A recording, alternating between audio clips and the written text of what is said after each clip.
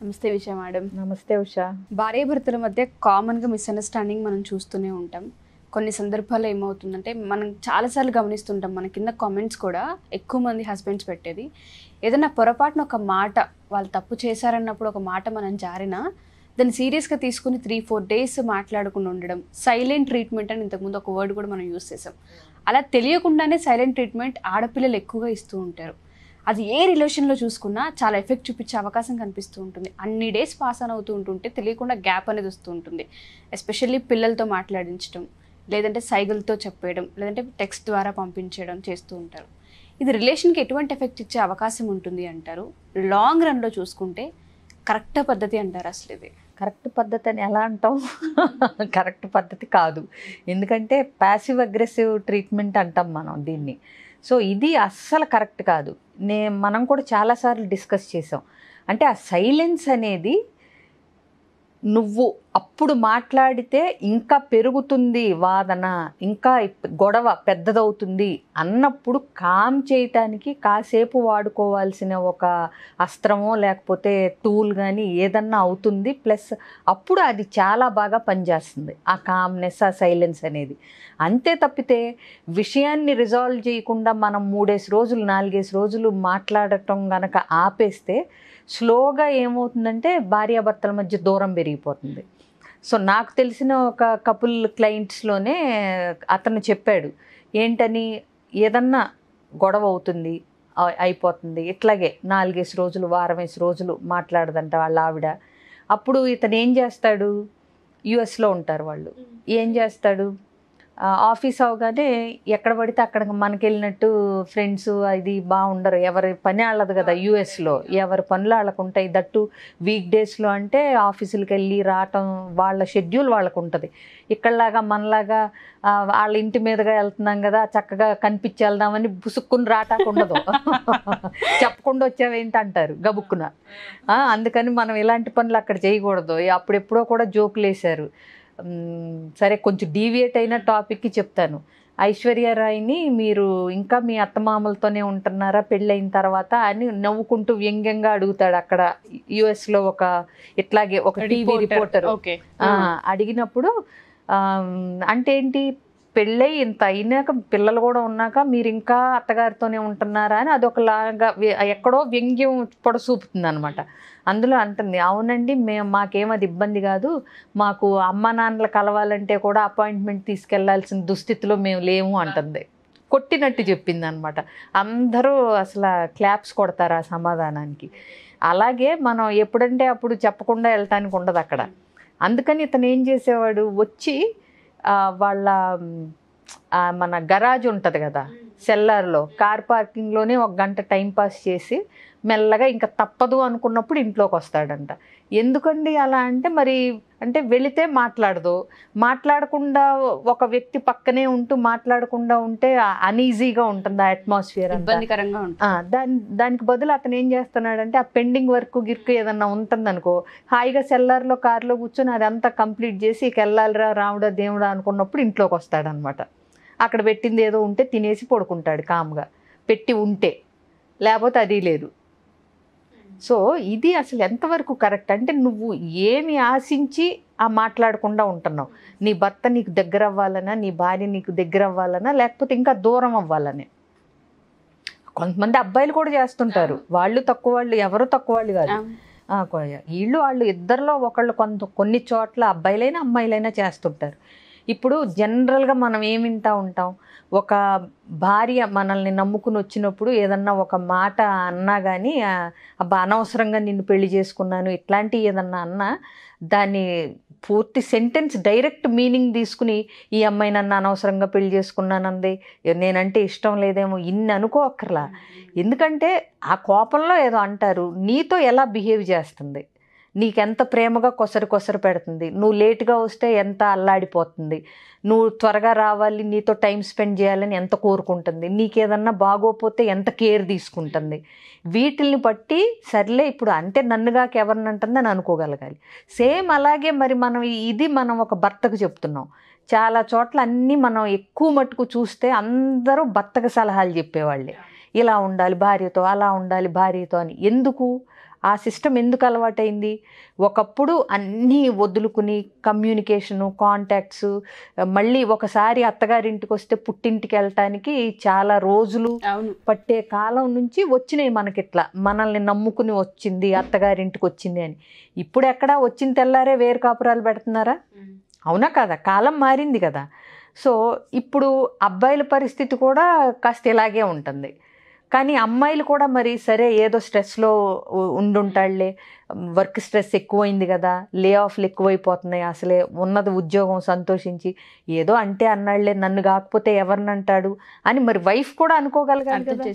So అసలు నాతో ఎలా ఉంటున్నాడు, నన్ను దేనికి ఇబ్బంది పెట్టట్లేదు, నాకు కావాల్సినంత ఏ పని కావాలంటే ఆ పని స్వేచ్ఛగా చేసుకునే అవకాశం ఇచ్చాడు, నేను ఒక పూట వండను అన్న పెద్ద ఏమీ అభ్యంతరం పెట్టడు, అలాగే అర్థం చేసుకుని వీలైతే తనే వండుతాడు.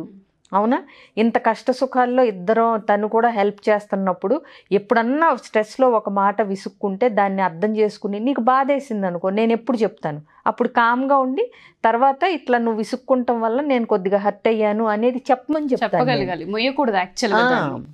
సో అట్లా ఒకళ్ళిద్దరూ చేసుకుని, ఇప్పుడు మనం భర్తని భార్య విసుక్కున్నా అదేదో పని హడావిడిలోనో పని ఇది వల్ల, లేకపోతే మనల్నే నమ్ముకుని వచ్చిన ఆవిడ మనల్ని కాక ఎవరిని విసుక్కుంటుంది అనే కాన్సెప్ట్ మనం మంచిది అని చెప్తున్నప్పుడు, మరి భర్త విసుక్కుంటే కూడా భార్య కూడా మేమిద్దరం భార్యాభర్తలం, చిన్న చిన్న గొడవలు సహజం, వీటిని ఎట్లా పరిష్కరించుకుని ముందుకెళ్ళాలా, బండికి 2 చక్రాలలాగా అనేది భార్య కూడా ఆలోచించాలి కదా.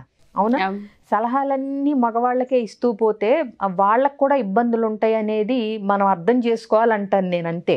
ఇప్పుడు మన సమాజంలో ఇప్పుడు దాకా ఏంటి అన్నీ అంటే అమ్మాయికి ఎట్లా ఉండాలి, అమ్మాయి ఎలా ఉండాలి ఇలా చెప్తూ అన్నీ పంపించాం.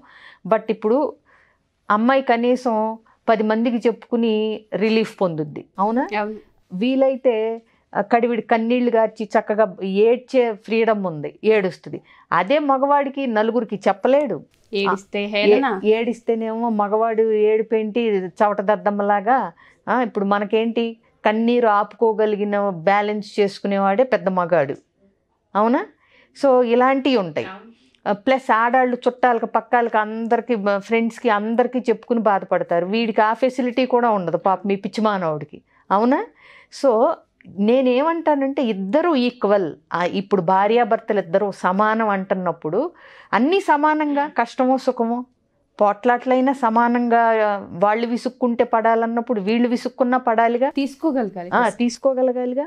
అవునా, సో రూల్స్ అన్నీ మనం మగవాళ్ళకే పెట్టేసి ఆడవాళ్లే కానీ కాదనలేము. మనకి ఇప్పటికీ సమాజంలో మగవాళ్ళ వల్ల వేధింపులు కాబడ్డ ఆడవాళ్లే ఎక్కువ ఉంటారు పర్సంటేజ్. కానీ ఆడవాళ్ళ వల్ల వేధింపబడే మగవాళ్ళు కూడా ఎంతో కొంత శాతం ఉంటున్నారు. కాబట్టి నేనేమంటానంటే చెప్పేటప్పుడు ఇద్దరికీ చెప్పండి, ఒక్కళ్ళకే చెప్పి వదిలేయకండి. అవునా, అది నేను అంటున్నాను. ఎందుకంటే కొన్ని సెక్షన్స్లో చూస్తే మగవాళ్ళు ఇప్పుడు ఒక దెబ్బ వేశారంటారు, దెబ్బ వేయటం ఏ రకంగా చూసినా భార్యని కొట్టడం అనేది చాలా హేయమైన పని. బట్ ఒక 10 రోజుల పాటు ఆవిడ సాధించుకుని వేధించుకుని ఇంకా ఏం చెయ్యాలో తెలియక తను కొట్టుకుని ఆవిడని ఒక దెబ్బేస్తే మనకు దెబ్బే కనపడుతుంది. అవునంతా కనిపించదు కదా. ఈ 10 రోజుల నుంచి ఇంట్లో ఆవిడ పెట్టే టార్చర్ కనిపించదు కదా. ఒక్క దెబ్బేగానే మనం అమ్మో పెళ్ళాన్ని కొట్టేశాడు, భార్యని కొట్టేశాడు అంటాం. బట్ స్టిల్ మళ్ళీ చెప్తున్నా, ఎంత వేధించినా ఏది చేసినా చెయ్యి చేసుకోవటం అనేది కరెక్ట్ రియాక్షన్ కాదు. ఒకటి, ఆ వేధింపులు ఆవిడ వేధించకుండా ఎలా కట్టడి చేయాలో ఆపాలో ఆ గొడవని తెలుసుకోవాలి. 2, నీకు కొట్టాలి అన్నంత కోపం వచ్చే వరకు నువ్వు ఆ సీన్లో ఉండకూడదు. అర్థమైందా? ఎందుకంటే కొట్టటాన్ని, ఫిజికల్ అబ్యూజ్ని మనం ఎప్పుడు సమర్థించకూడదు. అలాగని లేడీస్ చేసే వర్బల్ అబ్యూజ్ ఎవరికి కనపడదు చాలా ఇళ్లల్లో. అవునా, నాకు చాలామంది తెలుసు ఇంట్లో ఆడాళ్ళు టార్చర్ పడలేని అంకుల్స్, ఫ్రెండ్స్ కొంతమంది. సో అది నరకం అన్నమాట. ఇక అది ఎవరికి చెప్పలేరు. ఆడాళ్ళు మాత్రం ఫ్రీగా చెప్తారు, మా ఆయన అసలు ఎలా, మా ఆయన ఎలా అని అనుకుంటా. వీళ్ళు అది కూడా చెప్పుకోలేరు. సో అందుకని ఏదైనా ఇద్దరు ఈక్వల్, సమానం అనుకుంటున్నప్పుడు కష్టాలు సుఖాలు కూడా ఈక్వల్గా పంచుకోండి. విసుగులు ఇవి కూడా ఈక్వల్గా తీసుకోండి, భరించండి. ఒకళ్ళకి విసుగు వచ్చినప్పుడు ఇంకొకళ్ళు ఆగండి, ఇంకొకళ్ళు విసుక్కున్నప్పుడు ఇంకొకళ్ళు ఆగండి. ఆ ప్రాసెస్లో పార్ట్స్ అనుకోండి ఇవన్నీ. ఇప్పుడు మనకి గులాబీ పువ్వు కావాలంటే కింద ముళ్ళు కూడా ఉంటుంది కదా, అవునా? సో నువ్వు అది కోసుకుంటున్నప్పుడు అప్పుడప్పుడు చిన్నగా ఇట్లా గుచ్చుకుంటుంది. అది నువ్వు ఎక్స్పెక్ట్ చెయ్యాలి. ఆ పువ్వు పూల చెట్టు కావాలనుకున్నప్పుడు అప్పుడప్పుడు గుచ్చుకుంటాయి అనేది కూడా నువ్వు ఆ పువ్వుతో పాటు ముళ్ళను కూడా యాక్సెప్ట్ చేయగలగాలి. చాలా సందర్భాల్లో మీరు అన్నట్టుగానే అమ్మాయిలకి మాత్రమే చెప్పి పంపిస్తూ ఉంటాం, అబ్బాయిలకి చెప్పం. కొన్ని సందర్భాలు అబ్బాయిలకి మాత్రమే చెప్తూ ఉంటారు, అమ్మాయికి చెప్పరు. కానీ ఇద్దరికి కూర్చోబెట్టి చెప్పగలగాలి పేరెంట్స్. అందుకే ఇప్పుడు ప్రీ మ్యారిటల్ కౌన్సిలింగ్ అనేది ఎక్కువైపోయింది. ఎగ్జాక్ట్లీ. సో ఇలా చాలా మంది పేరెంట్స్ ఎవరైతే మన ఎపిసోడ్స్ చూస్తూ ఉంటుంటారు విషయం మేడం, కొంతమంది కపుల్స్ అప్రోచ్ అవుతూ ఉంటారు, మా దగ్గర కమ్యూనికేషన్ సరిగ్గా లేదు, దానివల్ల ఇష్యూస్ వస్తున్నాయి అని. కొంతమంది ప్రీ మ్యారిటల్ కౌన్సిలింగ్ మా పిల్లలకి ఇప్పించాలనుకుంటున్నాము, మేము చెప్పే కంటే మీరు చెప్తే బెటర్గా ఉంటుందనే వాళ్ళు కొంతమంది ఉంటుంటారు. అలాంటి వాళ్ళకి మన దగ్గర కౌన్సిలింగ్ కావాలి అనుకుంటే ప్రీ మ్యారిటల్ ఆర్ మ్యారిటల్ మన దగ్గర అసలు ఏ విధంగా ఉంటుంది, online or offline? Online, offline. Pre marital పిల్లలకి అడిగినా కానీ ఇప్పుడు నువ్వు చెప్పినట్టు ఈ కోవ ఎక్కువైంది. ఎందుకంటే యంగ్స్టర్స్ కంటే ఎక్కువ లేడీసో పేరెంట్సో చూస్తున్నారు అనుకోండి వీడియోస్, యూట్యూబ్ వీడియోస్. వాళ్ళకి అనిపించి ఓకే మా పిల్లలకి ఈ ప్రీ మ్యారిటల్ కౌన్సిలింగ్ ఇస్తే బెటర్ ఏమో అనేది నిజంగా పెద్దవాళ్ళు కూడా ఆలోచిస్తున్నారు ఇప్పుడు. ఎందుకంటే పెద్దవాళ్ళు పిల్లల్ని పంపించే వాళ్ళు ఎక్కువ అయ్యారు. సో ఎలాంటి ఇబ్బంది ఉన్నా ఇండివిజువల్ కౌన్సిలింగ్ కానీ కపుల్ కౌన్సిలింగ్ కానీ. ఇంకోటి విషయం చాలామంది అనుకుంటారు మా ఇద్దరి మధ్య ప్రాబ్లం ఉన్నప్పుడు నేను ఒక్కళ్ళనే వెళ్తే సరిపోతుందా కౌన్సిలింగ్ అనుకుంటారు. ఈ అమ్మాయో అబ్బాయో రారు, కొన్ని కేసెస్లో భార్య రాదు, కొన్ని కేసెస్లో భర్త రాడు అనుకుంటారు. బట్ స్టిల్ ఒక్కళ్ళు వచ్చినా కూడా ఎంతో కొంత ఎలా ముందుకెళ్ళాలి, ఎలా ట్యాకిల్ చేయాలి అనే దారులు మనం వెతుక్కోవచ్చు. కాబట్టి ఇండివిజువల్ కపుల్ కౌన్సిలింగ్ ఎలాంటి ఇష్యూస్ ఉన్నా కానీ ఫ్యామిలీ ఇష్యూస్ జస్ట్ స్క్రీన్ మీద కనిపిస్తున్న నెంబర్ కాంటాక్ట్ చేస్తే నా అపాయింట్మెంట్ మిగతా డీటెయిల్స్ కూడా వాళ్ళు ప్రొవైడ్ చేస్తారు. Thank you ma'am, thank you so much.